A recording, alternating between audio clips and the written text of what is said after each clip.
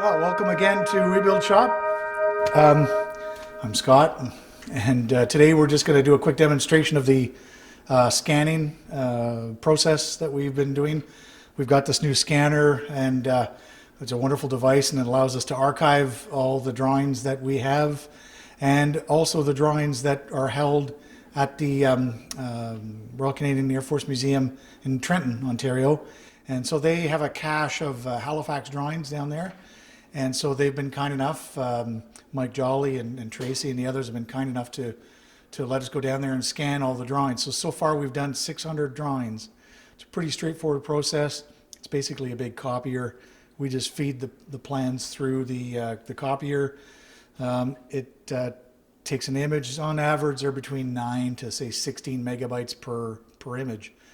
The quality is really good, and it archives the drawings. So if anything ever happens to the paper drawings, at least we have a digital copy that either we or the museum can use in case of something horrific happening. So it's pretty straightforward. The paper just self-feeds. Rollers are really quite good, and they'll flatten out the paper if it's wrinkled up. At least it does its best job.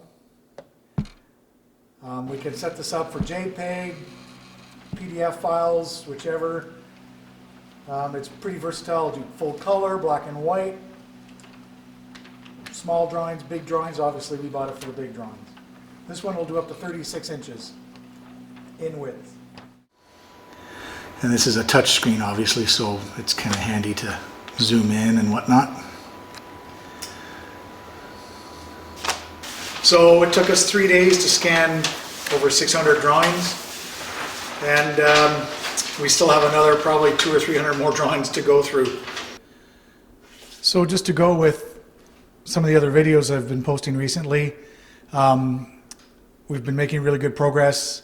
We're getting the skins drilled. The skins aren't on the wing yet. We're just getting them drilled. So just to recap, this is the top of the wing. In essence, the wing would be flying into the ground right now, right? So we've oriented the wing 90 degrees to the horizontal. The trailing edge would be up there, the leading edge would be down there. The center of the aircraft is over here. This is the port side. So if you're familiar with the previous videos, we had all our ribs and spars, and we put all the cross members, all the bracing in, the stiffeners, and now we're drilling out the skin. So there's thousands of holes, and Harry and I and a couple other volunteers have been drilling each one of these. It's a laborious task, but we're making really good progress in my mind, and so we're super happy with how this is turning out. So after we get all these holes drilled, we have to demount each one of these skins. We have to deburr each one of these holes, both in the skin and the holes that we've put into the stiffeners in behind, and prep those all for assembly. Just prior to assembly, we'll clean up these panels and prime them, and then we'll be ready to start riveting. So hopefully in a couple of weeks we'll be able to start riveting. And one of the ways that we keep these lines straight is we've got some templates that we've built up. So these are just some drill templates that we've used, and according to the drawings, that each one of these spaces is about just under 1.25 inches between one rivet to the next, and we use these to help keep the rivet lines nice and straight, and also it protects the surface of the skin too. If our drill the drill chuck accidentally hits the skin, it helps it from marring the skin. So this is a very helpful template. It really speeds things up and saves us having to measure all the holes. For the professionals out there, I know there's special tools you guys use for this that mark out all the spaces.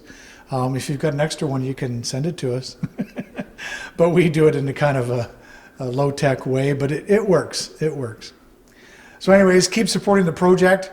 You know, we're making really good progress, and we need to start finding other parts. And Halifax 57 Rescue and Carl and company need to find more parts.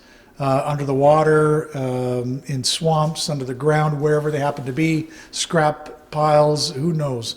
But there's parts out there that we need to track down for this project, and that exercise costs us a lot of time, effort, and obviously money. We can't do this for free. There's always costs with this. So, it's the least we could do to make sure we remember the efforts and the sacrifices of those during the Second World War primarily, and make sure that Canadians in particular remember their heritage. Our efforts are often overshadowed by those of the U.S. and other allies, and we need to make sure that we don't forget our efforts that were significant, and we're punching above our weight. We're a country of 7 million people. During the Second World War, we were really punching above our weight. So we can never forget that. So, anyways, help us remember the efforts of those people at that time through this project. That's what this is all about. Thanks so much.